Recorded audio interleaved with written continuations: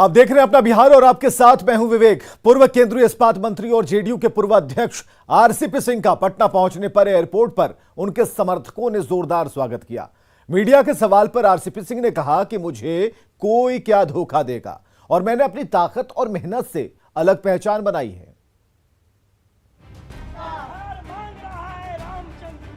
और हम क्या बता तो दिए, मैं आ गया हूं जमीन पर। आरसीपी सिंह जमीन पर आ गए हैं, ये हम नहीं कह रहे, खुद आरसीपी का कहना है। क्या कहा आप भी सुनिए। हम क्या बता तो दिए, मैं आ गया हूं जमीन पर। मैं अभी अपने गांव जा रहा हूं, मैं अपने गांव में रहूंगा। क्या बता तो दिए, मैं आ गया हूं जमीन पर। मैं अभी अपने गांव जा रहा हूं, मैं अपने गांव में रहूंगा। जेडीयू के पूर्व राष्ट्रीय अध्यक्ष आरसीपी सिंह केंद्रीय इस्पात मंत्री के पद से इस्तीफा देने के बाद पहली बार पटना पहुंचे। एयरपोर्ट पर आरसीपी के समर्थकों ने उनका जोरदार स्वागत किया।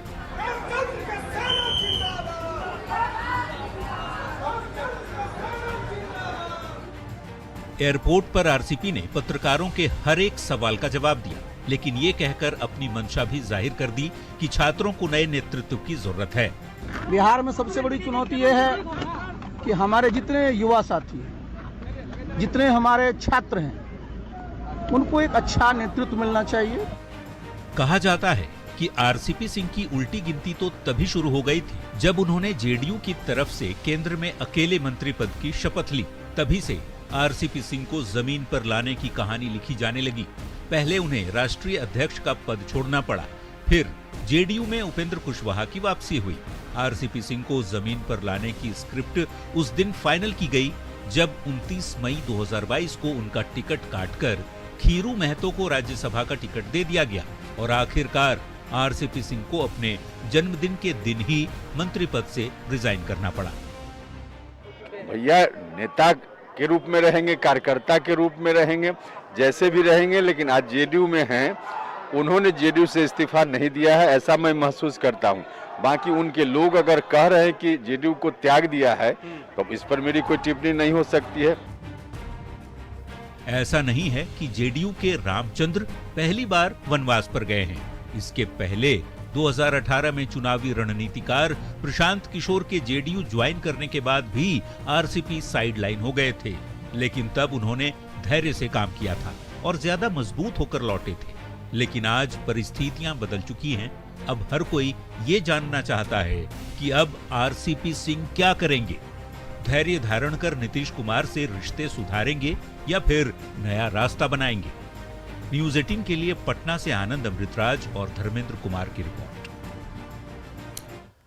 आरसीपी पर निशाना साधते हुए अरविंद निषाद ने कहा कि वे नीतीश कुमार की वजह से राजनीति में आगे बढ़े और उनकी वजह से ही पार्टी को विधानसभा चुनाव में नुकसान उठाना पड़ा। आदरणीय आरसीपी बाबू कह रहे हैं कि जो कुछ भी मुझे प्राप्त हुआ है वह मेहनत और ईमानदारी से प्राप्त हुआ है, लेकिन मुझे ऐसा लगता है कि माननीय मुख्यमंत्री नीतीश कुमार जी के विशेष आशीर्वाद और कृपा से उनको राज्यसभा में 2 बार नामित किया गया और संगठन में राष्ट्रीय महासचिव संगठन का पद क्रिएट करके उनको संगठन चलाने के लिए जिम्मा दिया गया। लेकिन मैं समझता हूं कि जिस प्रकार से गैर जिम्मेदाराना उन्होंने संगठन में काम किया वह जनता दल यूनाइटेड आज भुगत रही है। इसलिए आरसीपी बाबू का यह कथन बिल्कुल असत्य है। पटना में सीएम नीतीश कुमार से मणिपुर जेडीयू का एक शिष्टमंडल मिला और इस मौके पर पार्टी के राष्ट्रीय अध्यक्ष ललन सिंह, राष्ट्रीय महासचिव अफाक अहमद खान मौजूद रहे।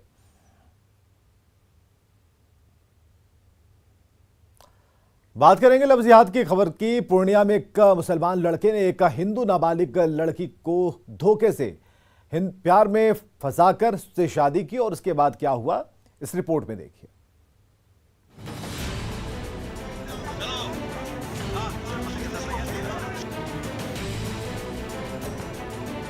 रेड शर्ट में पकड़े गए जिस शख्स को आप देख रहे हैं, ये कोई मामूली शातिर नहीं है, बल्कि इसने वो किया है जिसकी इजाजत सभ्य समाज नहीं देता। इस शातिर का नाम है नसीम, जिसने हिंदू बनकर एक नाबालिग महादलित लड़की को अपने प्रेम जाल में फंसाया और उससे शादी रचाई, जबकि ये पहले से ही शादीशुदा था। सुनिए पीड़ित लड़की की जुबानी नसीम के नापाक इरादों का पूरा सच। बोला नहीं हम यादव हैं, वो आधार कार्ड दिखाया यादव का, उसका नाम है सोनू कुमार यादव आधार कार्ड में, उसका पापा का नाम है अशोक यादव। उसके बाद पता चला कि कल उसका ससुर आया, जब मेरे को पता चला कि मुस्लिम है, तो हम खबर लगने घर पे खबर नहीं, उसके बाद पता चला मुस्लिम है, उसके बाद सोच रहे हम नहीं रहेंगे उसके साथ। अच्छा, मतलब क्या किया, शादी कर लिया? हाँ, वो शादी कर लिया मंदिर में। तुम्हारे साथ कहाँ पे शादी किया? इच्छा था मंदिर में। मतलब छुपा के शादी किया है? हाँ, छुपा के शादी किया है। नसीम ने कैसे सोनू बनकर साजिश रची, इसे इसके आधार कार्ड से समझिए। नसीम ने 2 आधार कार्ड बनवा रखे थे। तस्वीरों में आप देख सकते हैं कि दोनों आधार कार्ड में तस्वीर एक है, डेट ऑफ बर्थ भी एक है, लेकिन दोनों आधार कार्ड में नाम अलग अलग है। एक आधार कार्ड में नाम नसीम है तो दूसरे में सोनू। सोनू नाम के आधार कार्ड के जरिए ही नसीम ने लड़की का भरोसा जीता, फिर मंदिर में शादी रचाई। नसीम ने न सिर्फ नाबालिग लड़की से शादी रचाई, बल्कि शादी के नाम पर पीड़ित लड़की के परिवार वालों से कुछ पैसे भी लिए। गाड़ी नहीं देंगे, पैसा देंगे। तो हमने कितना दिया, बोला 80,000 देंगे। तो ठीक है, तो दिया, वो मंदिर में शादी ब्याह करा दिया, सब चीज 21,000 दिया। अब आप इस पूरी कहानी के तीसरे किरदार से मिलिए। ये है नसीम की पहली पत्नी, जिससे नसीम 5 साल पहले शादी कर चुका था। 2 बच्चे भी हैं। बावजूद इसके नसीम ने हिंदू लड़की से दूसरी शादी रचाई। आपसे भी शादी हुई थी? कब शादी किया था आपसे? 5 साल पहले आपसे शादी किया था। बच्चे भी हैं? 2 बच्चे। फिलहाल पुलिस ने नसीम को गिरफ्तार कर लिया है। पॉक्सो एक्ट, SC/ST एक्ट, धारा 420 बाल विवाह अधिनियम के तहत प्राथमिकी दर्ज कर ली गई है। इसमें जो फर्जी का सेक्शन आता है वो 420, 376, SC/ST एक्ट, पॉक्सो एक्ट, बाल विवाह अधिनियम, ये सारे धाराएं उसमें लगाई गई है। सवाल है कि सोनू बनकर और कितने नसीम भोली भाली हिंदू लड़कियों का नसीब खराब कर रहे हैं। लेकिन उससे भी बड़ा सवाल ये है कि नसीम ने 2 आधार कार्ड कैसे बनवा लिए। पूर्णिया से न्यूज़ 18 के लिए कुमार प्रवीण की रिपोर्ट। और एक बड़ी खबर आ रही है कटिहार से। नर्सिंग होम में हंगामा और तोड़फोड़ से जुड़ी हुई एक खबर है, और यह खबर है कटिहार से, जहां मरीज की मौत के बाद हॉस्पिटल में नर्सिंग होम में हंगामा हुआ है, तोड़फोड़ की गई है और मरीज के परिजनों ने यह हंगामा किया है। हंगामा शांत कराने में पुलिस जुटी हुई है। इस वक्त की बड़ी खबर कटिहार से, जहां परिजनों ने हंगामा किया और मरीज की मौत के बाद आपे से बाहर हो गए और मरीज के परिजनों ने तोड़फोड़ मचाई है, हंगामा किया है।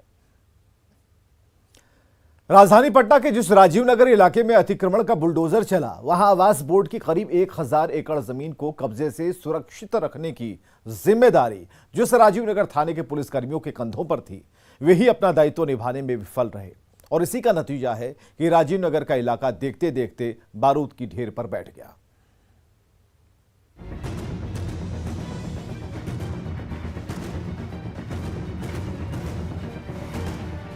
पटना का राजीव नगर इलाका, जहां आवास बोर्ड के लिए अधिग्रहित 1054 एकड़ जमीन पर अतिक्रमण, खरीद बिक्री के साथ ही किसी भी तरह के निर्माण को रोकने के लिए यहां 1996 में पुलिस चौकी स्थापित की गई थी। दीघा आशियाना रोड पर स्थापित इस चौकी में एक दारोगा, एक हवलदार और 4 सिपाहियों को प्रतिनियुक्त किया गया था। 90 के दशक में इस जमीन पर किसान खेतीबाड़ी करते थे, लेकिन आने वाले समय में विडंबना ही रही कि पुलिस की मौजूदगी के बीच इलाके में आबादी तेजी से बढ़ती चली गई और यहीं से शुरू हुई पुलिस की नाकामी।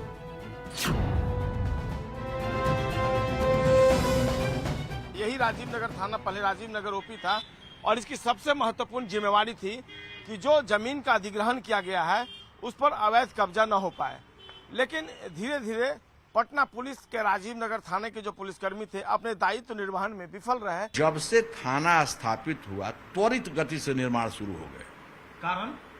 कारण था कि संलिप्तता थी थाने की और ये पैसा जाता था ऊपर तक, जहां तक आप उम्मीद कर सकते हैं वहां तक, नहीं तो कोई छोटा पदाधिकारी थाना में कैसे रुक सकता है। कौन नहीं जानता है कि कहां पर किस थाने में क्या हो रहा है। देखते ही देखते राजीव नगर इलाके में आवास तो बने ही, marriage hall, school, general store और न जाने कितनी चीजें खुल गईं। 2007 से लेकर 2022 तक 20 थानेदारों की पोस्टिंग यहां की जा चुकी है। स्थानीय लोग इसके पीछे सफेद पोश लोगों के साथ ही एक बड़ा नेटवर्क को वजह मानते हैं। 3 जुलाई को प्रशासन, नगर निगम और आवास बोर्ड की ओर से अतिक्रमण हटाओ अभियान में 95 घरों को तोड़ने का दावा किया गया है, लेकिन इनमें से कई मकान अभी भी कार्रवाई की जद से बाहर हैं। आखिर क्यों? सुनिए यहाँ के पीड़ितों की जुबानी। बोला कि कितने परसेंट यहाँ मुस्लिम है, यहाँ 2%, 1% मुस्लिम तो यहाँ भी है, कौन मकान है? तो मैं बताई कि मकान दिखाई उनका कि मेरे बगल वाला मकान है।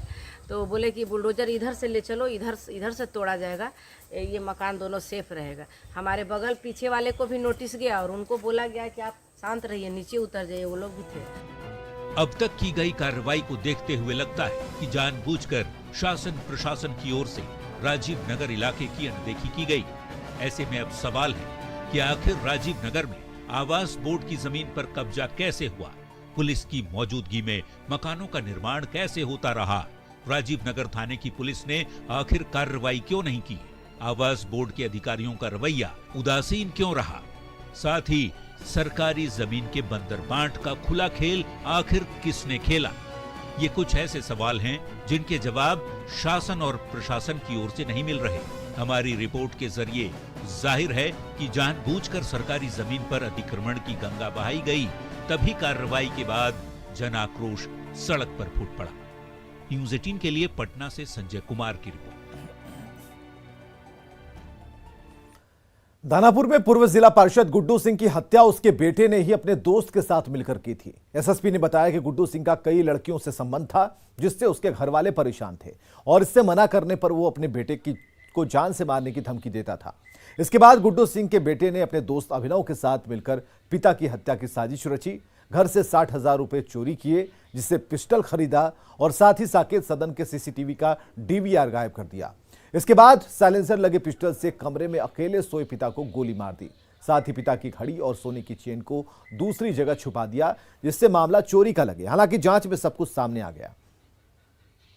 बेटे ने अपने और उसे स्वीकार भी कर लिया है और उसका जो दोस्त है उन्होंने पूरे षड्यंत्र को खुद स्वीकार किया और उनकी निशानदेही पर ही जहाँ पे उन्होंने चेन और ये छुपाया था वहाँ से बरामद हुआ है। पिस्टल भी उनकी निशानदेही और डीवीआर भी जहाँ पे भी उन्होंने कचरे में फेंका था वहीं से रातों रात बरामद किया गया। और बिहार का कोरोना अपडेट जान लीजिए। बीते 24 घंटे में 343 नए मामले कोरोना के सामने आ चुके हैं।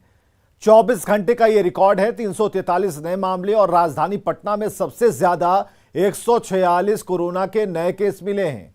बिहार में एक्टिव मरीजों की संख्या हो गई है 1573 और यह आंकड़ा लगातार बढ़ता जा रहा है। 24 घंटे में 343 कोरोना के नए केस बिहार का अपडेट हम आपको बता रहे हैं और राजधानी में 186 नए मामले।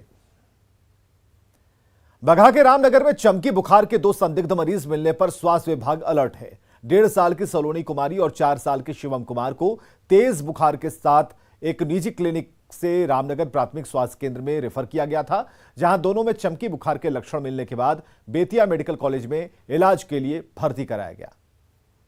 मेरे निजी क्लिनिक पर 2 बच्चे आए, एक का नाम शिवानी है और एक का नाम शिवम कुमार है।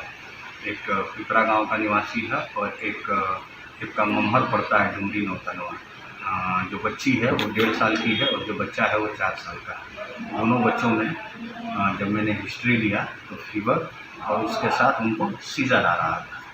तो एक संदिग्ध केस बनता है AES का, जिसको आगे जांच के लिए और इसके पुष्टि के लिए और अगर इसमें कोई संभावना बनती हो तो उसके इलाज के लिए मैंने दोनों बच्चों को government medical college and hospital भिजवा दिया है ताकि वहाँ डॉक्टर आगे की जांच कर।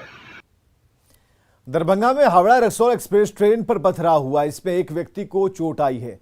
ट्रेन जब समस्तीपुर से खुली और दरभंगा की तरफ बढ़ी तभी पथराव किया गया। किसी ने ट्रेन पर बड़ा पत्थर फेंका जो शीशे को तोड़ते हुए एसी बोगी में बैठे यात्री मोहम्मद जुबैर के मुंह पर लगा। पुलिस मामले की जांच कर रही है।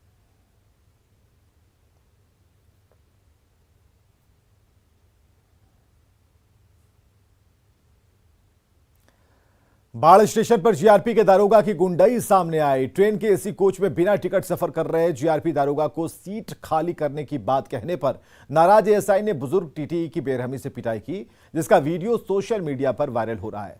आरोपी दारोगा बख्तियारपुर जीआरपी थाने में तैनात है और दानापुर भागलपुर इंटरसिटी ट्रेन के एसी बोगी में सफर कर रहा था। दारोगा किसी दूसरे यात्री की सीट पर बैठा था। यात्री के ट्रेन में पहुंचने पर टीटीई दिनेश कुमार सिंह ने जब एएसआई सुनील सिंह से सीट खाली करने की बात कही तो उसने टीटीई की पिटाई कर दी।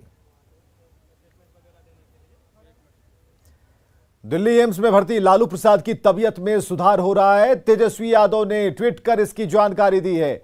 लालू प्रसाद ने ट्वीट किया तेजस्वी ने कि हमारे राष्ट्रीय अध्यक्ष और मेरे पिता आदरणीय लालू प्रसाद जी की तबीयत लगातार बेहतरी की ओर है। वो सघन चिकित्सीय निगरानी में है। उनकी हालत में उत्तरोत्तर सुधार हुआ है। सभी शुभचिंतकों, समर्थकों, कार्यकर्ताओं और देशवासियों से आग्रह है कि किसी भी भ्रामक खबर से चिंतित ना हो।